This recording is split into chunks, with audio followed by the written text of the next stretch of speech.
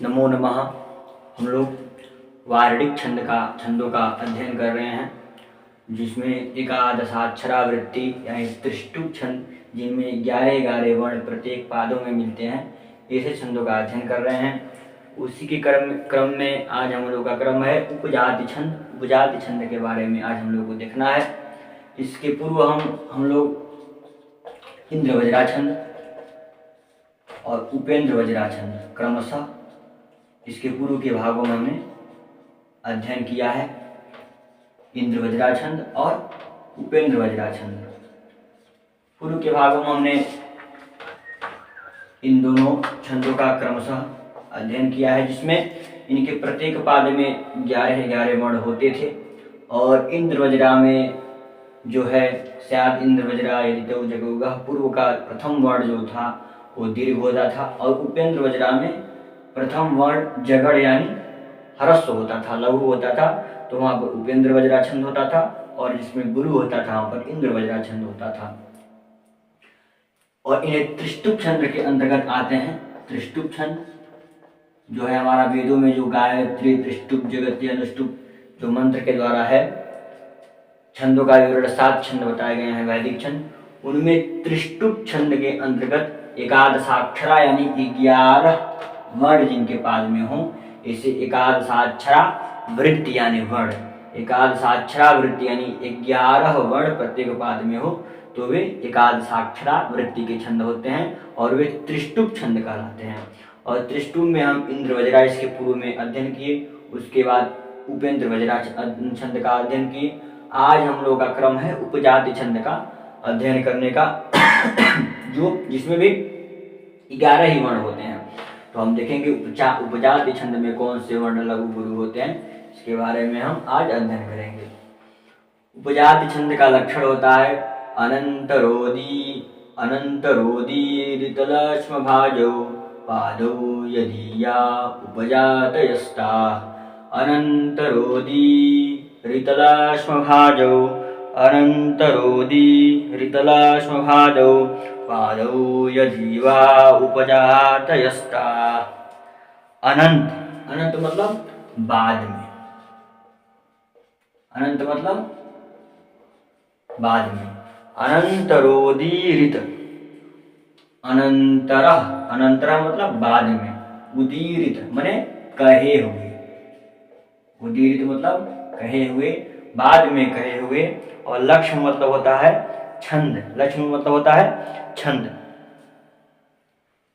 अनंतरोदीरितलक्ष्म भाजौ पादौ यदीया उपजातयस्ता मतलब बाद में कहे हुए चिन्ह। लक्ष्य मतलब होता है चिन्ह को।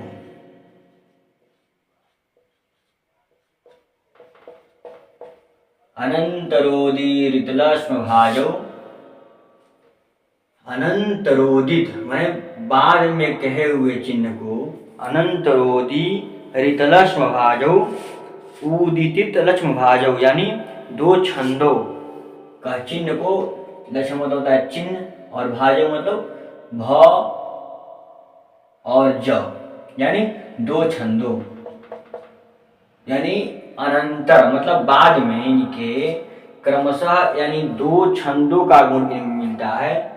तो क्रमशः यदि दीर्घ हो पहले का वर्ण, यदि इनके तीनों पादों में वर्ण दीर्घ हो आदि का वर्ण, तो एक पाद में आदि का वर्ण ह्रस्व होता है, यानी एक पाद में इनमें उपेंद्र वज्रा छंद के पाद यानी लक्षण के गुण मिलते हैं। पादौ यदीयौ यानी इनके दोनों पाद में उपजातयस्ता, यदि 2 पादों में इनके इंद्र वज्रा छंद के लक्षण के द्वारा प्रकृत किया जाता है, यानी इंद्र वज्रा छंद के गुण यानी गुरु मिलते हैं, तो पादौ यदि यौ माने जो बाद के जो पाद होते हैं उपजातयस्ता वे ह्रस्व हो अथवा दीर्घ हो तो वे उपजाति छंद के अंतर्गत आते हैं। जिसका हिंदी है कि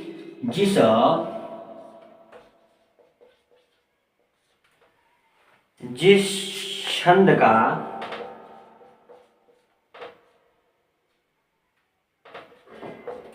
कोई एक वर्ण,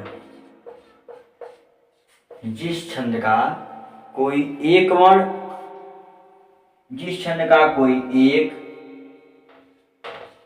2 या 3 चरण, 3 चरणों में इंद्र वज्रा छंद के गुण मिलते हों। इंद्र जिस छंद के कोई 1, 2 या 3 चरण में इंद्र वज्रा का और 1, 2 या 3, 1, 2 या 3 चरणों में उपेंद्र वज्रा छंद के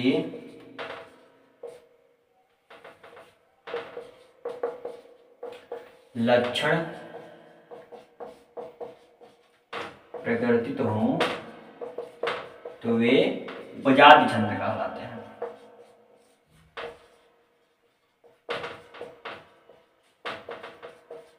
तो उपजाति छंद कहलाते हैं।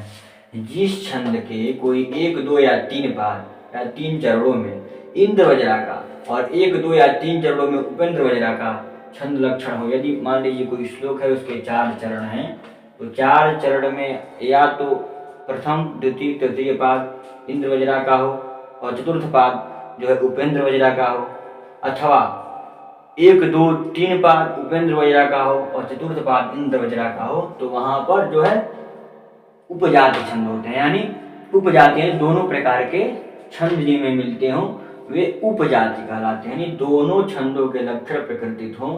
अनंतरोदीत यानी अनंतर, यानी यदि पूर्व में यदि कहे गए, पूर्व में इसके कहे गए यानी इंद्र वज्रा उपेंद्र वज्रा छंद कहे गए हैं।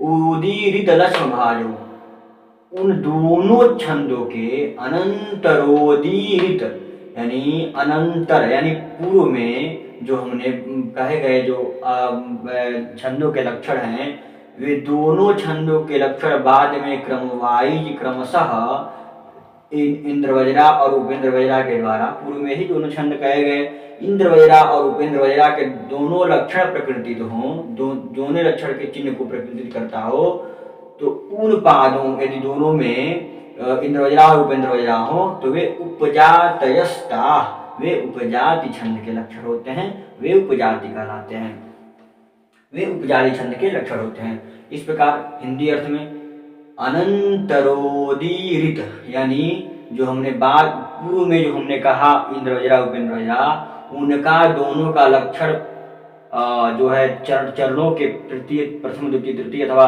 तृतीय, द्वितीय, प्रथम यानी 3 चरणों में अथवा 2 चरणों में इंद्र वज्रा का हो और बाद में उपेंद्र वज्रा का हो, तो इस प्रकार के अंतर में यदि छंद हो तो कहे गए हों, तो उन चिन्हों को यानी दोनों चिन्हों को पादों में विभक्त हों तो वे दोनों जो छंद उनमें मिलते हों उस छंद में अथवा उस श्लोक में, तो वे उपजातयस्ता, वे उपजाति छंद कहलाते हैं।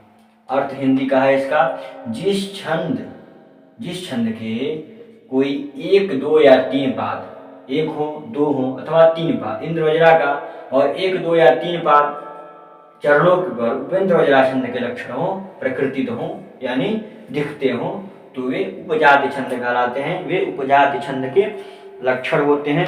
इस प्रकार हमने हिंदी अर्थ देखा उपजाति छंद का। पुनः हम देखेंगे इसके लक्षण का।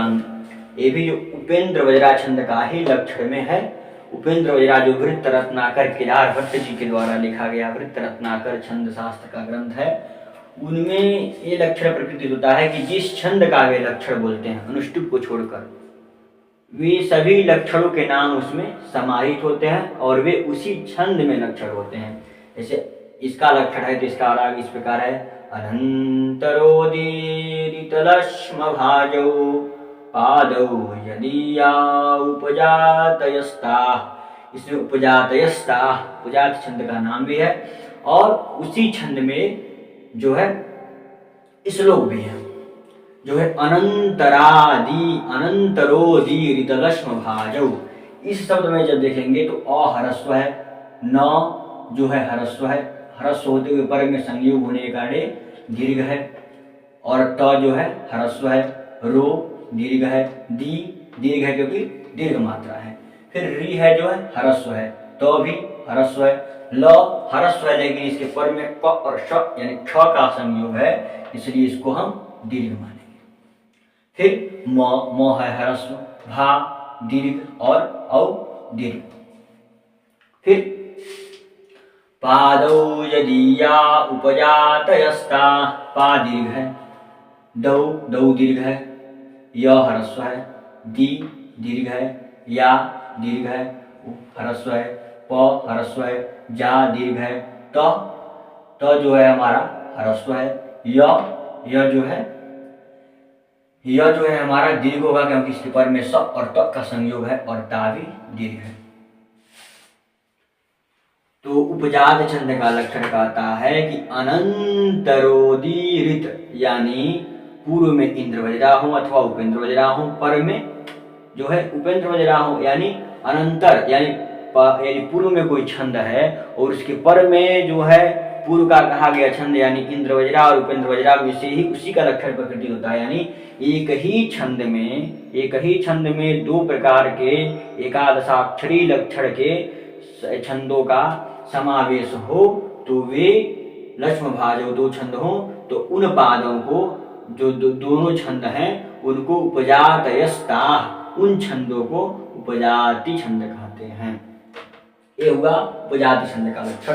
अब हम देखेंगे कि इंद्र वज्रा और उपेंद्र वज्रा छंद के लक्षण क्या हैं जो इन पादों में प्रकृतित हो रहे हैं। तो इंद्र वज्रा छंद का लक्षण था स्याद इंद्र वज्रा यदि तौ जगौगः, यदि दो तगड़ और जगड़ और दो गुरु हों तो वे इंद्र वज्रा छंद कहलाते हैं। तो यमाता राजभान सलगा, ता रा ज, ता दीर्घ हो, फिर दीर्घ हो, फिर ज, तारा ज, यमाता राज भान सलगा, जो सूत्र है यमाता राजभान सलगा पिंगल दशाक्षर सूत्र। ताराज दीर्घ दीर्घ ह्रस्व, दीर्घ दीर्घ ह्रस्व। तो स्यात् इंद्र वज्रा यदि तौ जगौगः, इंद्र वज्रा छंद तब कहलाएगा यदि दो तगण हो, तो दो तगण हो यानी ताराज ताराज दीर्घ दीर्घ ह्रस्व, दीर्घ दीर्घ ह्रस्व दो बार हो। फिर जगड़ हो तो जो भा न, ह्रस्व जो है, भा दीर्घ है, न ह्रस्व, यानी ह्रस्व दीर्घ ह्रस्व। फिर जो है दो गुरु हो यानी दो गुरु मात्रा यानी दीर्घ मात्रा यश टाइप दो गुरु मात्रा हो तो वे इंद्र वज्रा छंद के लक्षण होते हैं। स्यात् इंद्र वज्रा यदि तौ जगौगः। फिर उपेंद्र वज्रा,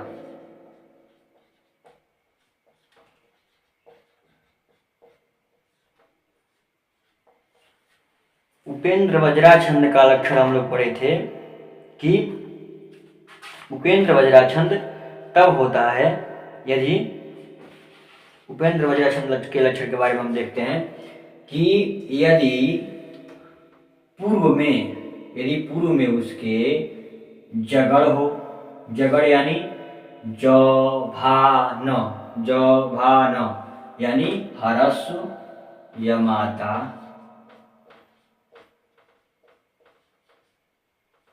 राज भान सलगा, यदि उसके पूर्व में जो है जगड़ हो तो जगड़ में ज भा न ह्रस्व दीर्घ ह्रस्व, फिर क्या हो, फिर तगड़ हो जतौ यानी जगड़ हो फिर तगड़ हो। तो तगड़ का हम मात्रा देखेंगे तो दीर्घ दीर्घ ह्रस्व यहाँ पर भी है तो दीर्घ दीर्घ ह्रस्व तगड़ में आता तारा ज। फिर क्या हो, फिर जगड़ हो यानी ह्रस्व दीर्घ ह्रस्व फिर हो ह्रस्व दीर्घ ह्रस्व। फिर जो दो गुरु हो तो वहां पर क्या होता है उपेंद्र वज्रा छंद का लक्षण प्रकृतित होता है, जो है उपेंद्र वज्रा छंद का लक्षण प्रकृतित होता है। ठीक इस प्रकार हम देखें उपेंद्र वज्रा छंद का लक्षण।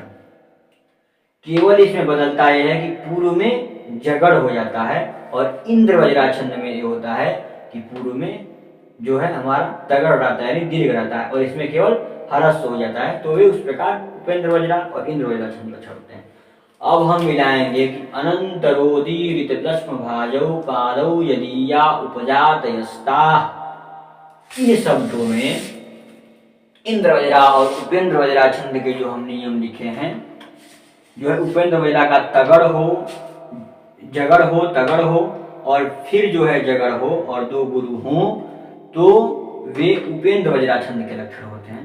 पूर्व हमने पढ़ चुके हैं उपेंद्र वज्रा का लक्षण। तो यदि इंद्र वज्रा और उपेंद्र वज्रा का एक श्लोक के पाद में क्रमशः अनंतर में दोनों के क्रम इंद्र वज्रा के बाद उपेंद्र वज्रा अथवा 3 चरण में उपेंद्र वज्रा फिर इंद्र वज्रा इस प्रकार के लक्षण प्रतिनिधित हों, तो उन चिन्हों के आधार पर जो छंद बने हों उनको, उनके पादों को उपजाति छंद की संज्ञा होती है, उपजात छंद के नाम से जाने जाते हैं। अब देखेंगे इसके लक्षण के बारे में।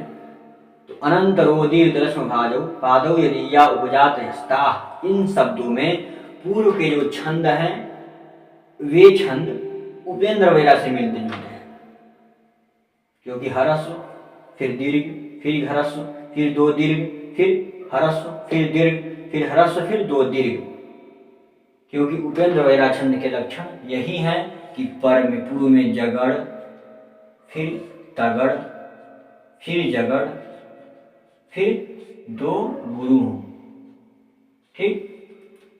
जतौ यानी जतौ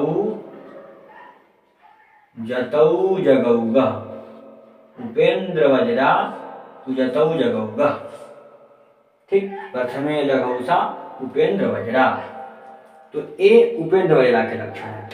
और स्यात् इंद्र वज्रा यदि तौ यानी दो तगड़ फिर सात इंद्र वज्रा यदि तौ जगौ गह, जगौ गह, जस्ट जगस्ट जगस्ट जगौ फिर गह, तो पाद का जो छंद है, पूर्व का जो छंद है यानी पूर्व का पाद है वे उपेंद्र वज्रा छंद से मिल रहे हैं, क्योंकि उनकी मात्राएं क्रमशः दीर्घ के बाद हरस्व के बाद दीर्घ फिर हरस्व फिर दीर्घ फिर दो हरस्व फिर दीर्घ फिर हरस्व फिर दो दीर्घ मिल रहे हैं। अब इंद्र वज्रा छंद के लक्षण देखेंगे तो इंद्र वज्रा से द्वितीय पाद मिल रहा है। इस प्रकार इस श्लोक में इनके लक्षण द्वारा बताए गए लक्षण में दोनों श्लोकों के जो है लक्षण क्रमशः मिल रहे हैं। इस प्रकार जो ये छंद है, ये इस प्रकार इसका एक और पाद है जो लक्षण में नहीं बताए गए हैं, तो दोनों छंदों के लक्षण मिल रहे हैं, इसलिए उपजाति छंद के अंतर्गत आएंगे। यानी इंद्र वज्रा और उपेंद्र वज्रा दोनों के लक्षण इसमें प्रकृतित हो वे उपजाति छंद कहलाते हैं। अब एक उपजाति अक्सर जो है कालिदास विरचित रघुवंश महाकाव्य में अधिकांश उपजाति छंदों का ही प्रयोग है। अब उपजाति छंद का एक उदाहरण देखेंगे हम। उदाहरण जो चारों पादों में विभक्त श्लोक हो उसका हम उदाहरण देखेंगे। द्वितीय सर्ग का प्रथम ही श्लोक है अथा प्रजानाम अधिपः प्रभाते। अथा प्रजानाम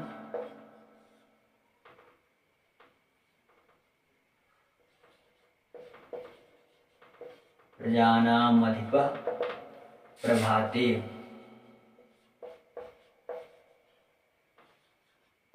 जाया प्रतिग्राहित गंधमाल्याम।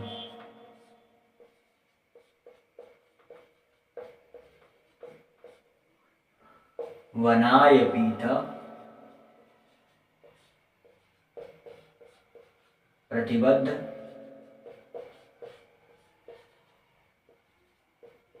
वत्साम। वनाय पीठ प्रतिबद्ध वत्साम यशोधनु धेनु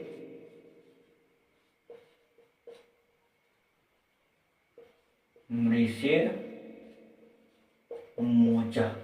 यही श्लोक है, मिला लेंगे एक बार। जो है यही उपजाति छंद का प्रथम श्लोक का अथ प्रजानाम् अधिका प्रभाते जाया प्रतिग्राहित गंधमाल्यां वनाय पीत प्रतिबद्ध वत्सां यशोधनोधेनु मृषिर मुमोच। यशोधनोधेनु मृषिर मुमोच, 4 शब्द है, इसमें विसर्ग नहीं। अब इसमें मिलाएंगे कौन ह्रस्व है कौन दीर्घ है, और इसमें उपजाति छंद है, इंद्र वज्रा है, उपेंद्र वज्रा है अथवा उपजाति है।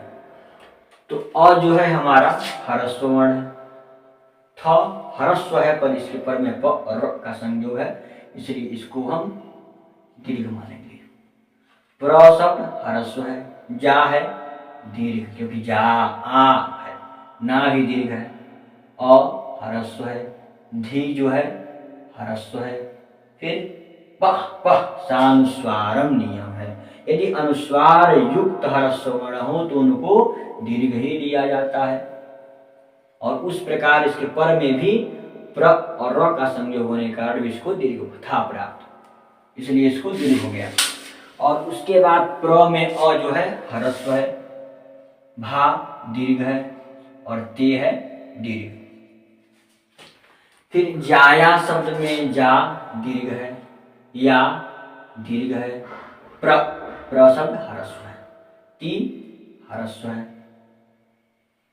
ती ह्रस्व था लेकिन इसके पर में ग और र का संयोग होने से इसको दीर्घ प्राप्ति है। फिर ग्राहित, ग्रा में दीर्घ है, ठीक। फिर ह ही ह्रस्व है, त ह्रस्व है, ग दीर्घ है क्योंकि इस पर में न और द का संयोग है। फिर ध भी ह्रस्व है, ध ह्रस्व है। फिर मा शब्द दीर्घ है, फिर ल्या ये भी दीर्घ है, ठीक। यहाँ पर सानुस्वारम नियम लगता है, यदि ह्रस्व रहता तब, ह्रस्व नहीं है दीर्घ ही है तो दीर्घ के लिए क्या नियम रहेगा, वो स्वयं दीर्घ है।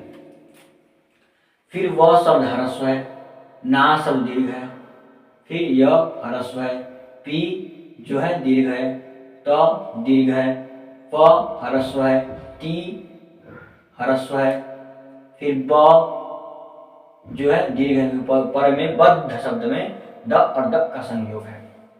फिर जो है हमारा व शब्द प्रति ब, फिर द शब्द है, द शब्द ह्रस्व है, व दीर्घ है क्योंकि त और स का संयोग है, और साम में भी दीर्घ है। फिर यशोधनो धेनु मृषे मुमोच, य ह्रस्व है, सो दीर्घ है, ध ह्रस्व है, नो दीर्घ है, ठीक।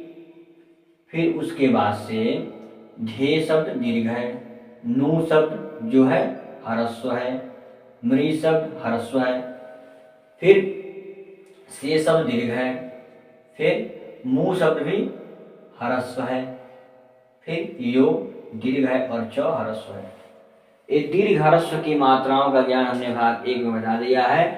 जो शब्द ह्रस्व हो उनको ह्रस्व की संज्ञा यानी लघु कहते हैं, और ह्रस्व को ही लघु की संज्ञा है। जो खड़ी पाई के द्वारा जो शब्द बनाए जा रहे हैं वे लघु हैं, लघु यानी ह्रस्व हैं, ह्रस्वम लघु, ह्रस्व शब्दों की लघु की संज्ञा है, और इनके लिए इस प्रकार के डंडे खींचे जाते हैं। और दीर्घंच यानी दीर्घ हैं, जो गुरु हैं उनके लिए इस प्रकार की मात्रा लगाए जा रहे हैं और वे दीर्घ हैं। और फिर जो संयोग उनके पर में हो तो उनके पूर्व का भी वर्ण की इसी प्रकार संज्ञा होगी। विसर्ग उस वर्ण में लगा हो तो उस शब्द की, उस वर्ण की भी इस प्रकार की संज्ञा होगी, इस प्रकार उसके सामने लिखा जाएगा। यदि अनुस्वार लगा हो तो भी उसमें इसी प्रकार का वर्ण लिखा जाएगा। यदि पद के अंत में हो, छंद की पूर्ति करनी हो तो वहां पर भी दीर्घ की संज्ञा इसकी होगी और दीर्घ कहे जाएंगे। अब हम मिलाएंगे प्रथम पाद का जो वर्ण है वे उनके छंद के लक्षण उपेंद्र वज्रा छंद के लक्षण से क्रमशः सभी जो है वर्ण मिल रहे हैं। फिर द्वितीय जो वर्ण है, द्वितीय जो छंद है, द्वितीय छंद के पाद हैं वे उपेंद्र इंद्र वज्रा के छंद से लक्षण इनके प्रकृतित हो रहे हैं अथवा मिल रहे हैं। फिर जो तृतीय पाद है, तृतीय पाद के लक्षण उपेंद्र वज्रा छंद के लक्षण से मिल रहे हैं, यानी उपेंद्र वज्रा छंद के लक्षण से जो है प्रकृतित हो रहे हैं। फिर जो चतुर्थ पाद है वे इंद्र वज्रा छंद के लक्षण से प्रकृतित हो रहे हैं। इस प्रकार इसमें उपजाति छंद है, क्योंकि हमने लक्षण पढ़ा है उपजाति छंद का कि उपजाति छंद का लक्षण हमने पढ़ा कि अनंतरोदिति, अनंतरोदि हरित, अनंतरोदि हरित लक्ष्म भाजौ।